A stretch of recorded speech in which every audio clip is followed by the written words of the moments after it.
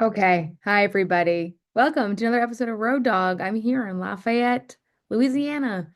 You can probably hear the neighbors next to me because their kids are so loud and they're watching their TV so fucking loud.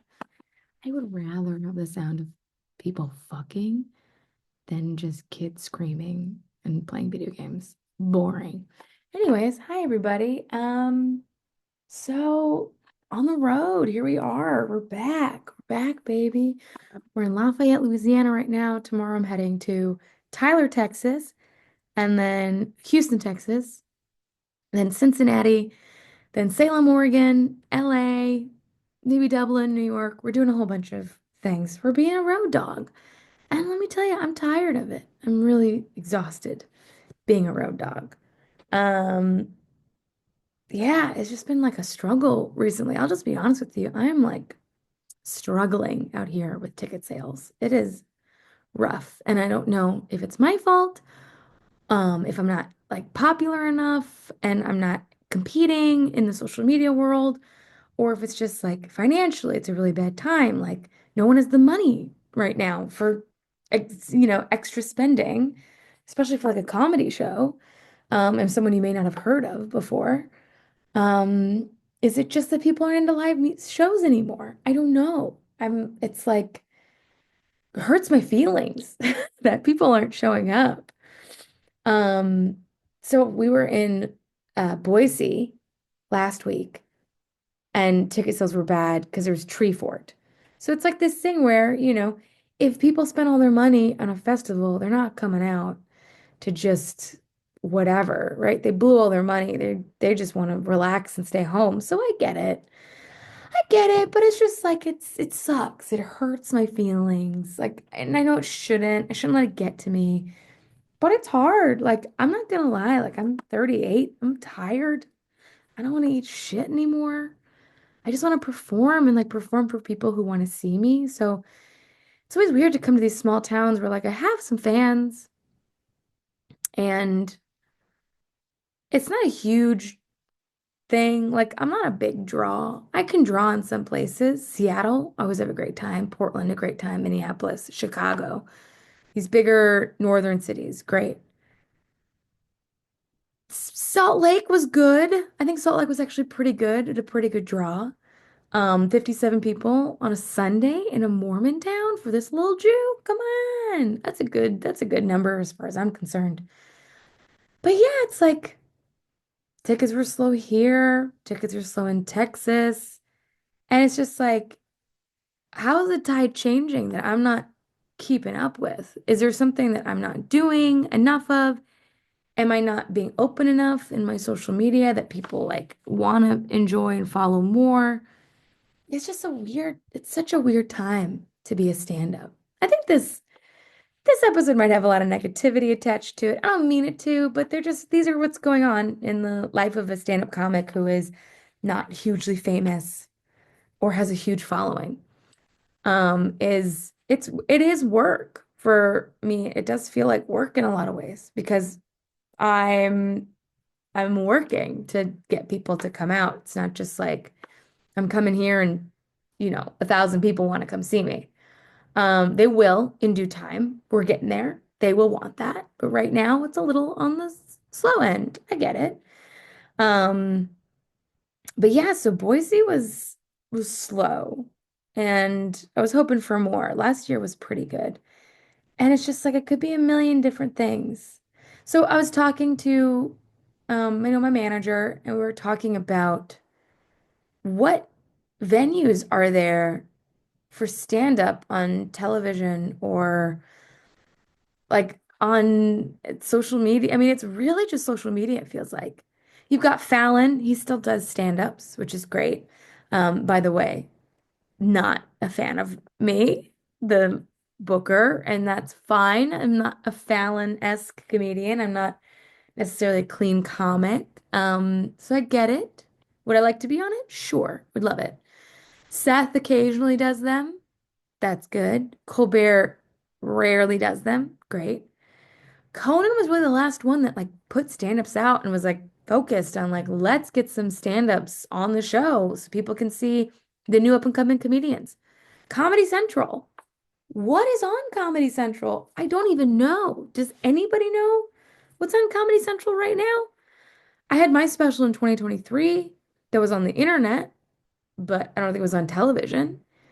I would love it if people started doing the 15 minutes and the half hours again. That's how I discovered all of my favorite stand-ups. I didn't discover them, on Facebook. I discovered them watching Comedy Central and watching, you know, um, VH1 fun like This Week Tonight or whatever it is. Like that's how I found the comedians that I loved, and there's just no vehicle anymore for stand-up.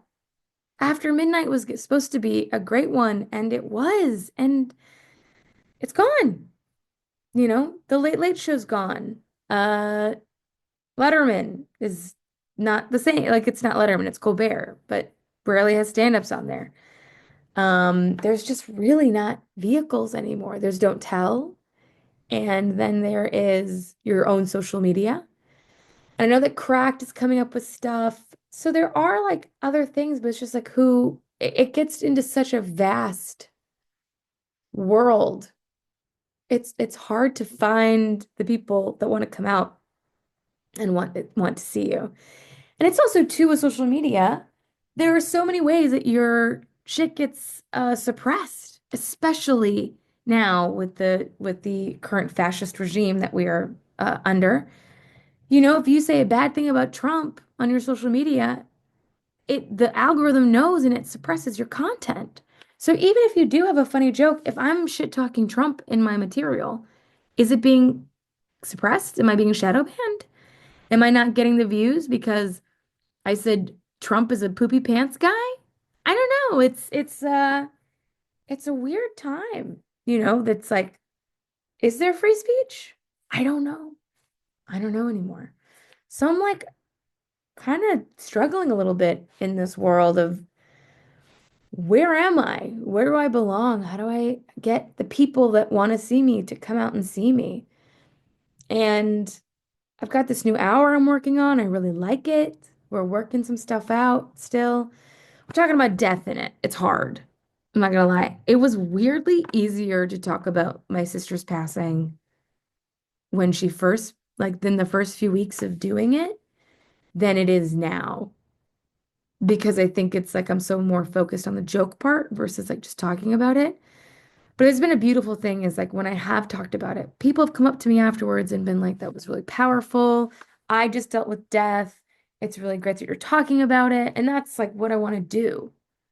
It's not exactly stand up, It's not exactly the funniest shit in the world. Um, so I just feel like I'm in a weird place right now. I'm in a weird spot. I think I might be leaving LA permanently, or at least like for real. Right now, I live in New York and I have a place in LA. For people who don't know, I moved to New York. I got an apartment in both places by Coastal Life. That might not be the case anymore, and that scares me. It like has made me pretty upset because I built a whole life in LA and I left LA. I left LA for a couple of reasons. I left LA because there was just no work for stand-ups. I was just having trouble. I was having trouble getting work and going on and seeing people, and I was on the road all the time, and I was just the industry was changing. And then I really got my heart broken, like really bad. I just got very fed up with the fact that I was just meeting so many men that were selfish and focused on themselves and didn't really like me, but liked what I could give them, which happens, right? I'm a charismatic, charming lady. People are very charmed by me. And a lot of people like that energy. And I get that. I love it. I get that energy. I like it. But I just got fed up with meeting these men who I felt like wanted something from me but didn't want me. Right. And I thought maybe in New York I could meet other people who weren't focused on being actors or comedians or working in the business, who just were happy with where they were in life and were happy to have a funny girlfriend It could make them laugh. That would be great. And also suck a dick, dude. I'm good at it. Anyways, okay, I'll never do that again. Um, but also too that there's like a lot of memories of my sister in LA. And I was just like, I just don't want to be around it. But I didn't want to leave it. I was hoping that it would like the industry would bounce back and then it like caught on fire. So that kind of sucked. But I was like, okay, maybe maybe New York will be better. And has New York been better? I don't know. I don't know if it's been better. I'm not going out and looking for shows as much as I should. I don't think I'm doing as much as I could be doing. Because again, I'm on the road trying to make money, this is my job. I don't really do OF anymore. Not that I did a lot of it, okay? And I never showed nudity, but I just don't do it as much. I wanted to do more acting, and that hasn't happened. Since everything's going to Romania and Ireland. But yeah, this idea that I might have to like leave LA and just solely be in New York is like kind of spooky to me. Kind of a scary thought. There's just so much going on. There's so much change. And I wonder if I'm like being left behind. Is it all just changing too fast? Did I miss the boat?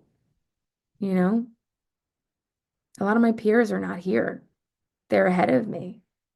And I just get so worried that I did something wrong, that I'm cursed. Someone put a curse on me, which my shaman told me somebody did. So now I gotta get this curse off me. I don't know how to do that. I'll figure that out at some point. I'll see another shaman and get some of this negative energy off me. I know this was a negative dump, but I'm in Lafayette, okay? We're gonna go shoot skeet tomorrow with some hillbillies we met. And if I die, this is my last thing. Everything's gonna go to my family. My little sister can have most of my stuff that she wants. Um, and there you go.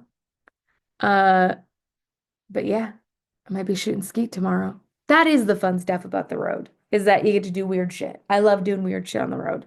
I love going to like an alligator farm or, touring an old mansion. I want that all day. But yeah, these guys are a lot. I was saying how I liked Arab men, which I do. I love an Arab guy.